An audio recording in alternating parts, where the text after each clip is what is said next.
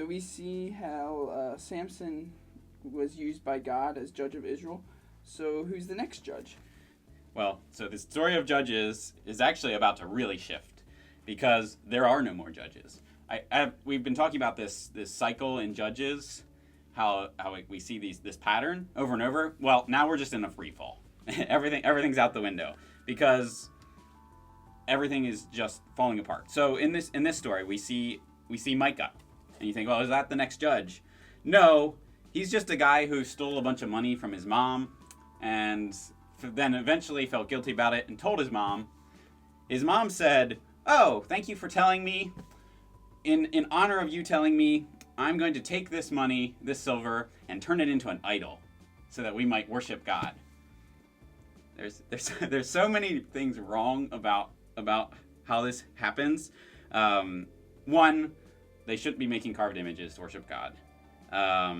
Two, this whole dedicating the silver to the Lord. They're referencing God. They're making. They seem to be like they have this history of what they think they know about who God is, and yet none of what they're doing is right. And so we see that Micah makes a shrine, and he makes an ephod, which is what the priests would have worn, and he ordains one of his sons to be his priest. Again, terribly, all wrong. The Levites, and specifically the line of Aaron, were the only ones who would be priests. All right, so then the story continues. We see now there was a young man of Bethlehem of Judah.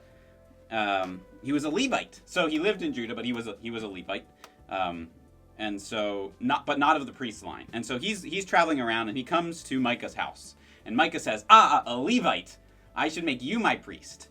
And so he becomes Micah's priest, and Micah says at the end in chapter 17, "Now I know that the Lord will prosper me because I have a Levite as priest." Again, Micah is making this man who isn't even of the line of priest a priest. It's just this skewed, messed up version of what God was calling them to. And we see now this is the setup for what's about to happen, and continues to, again, free fall, going downhill.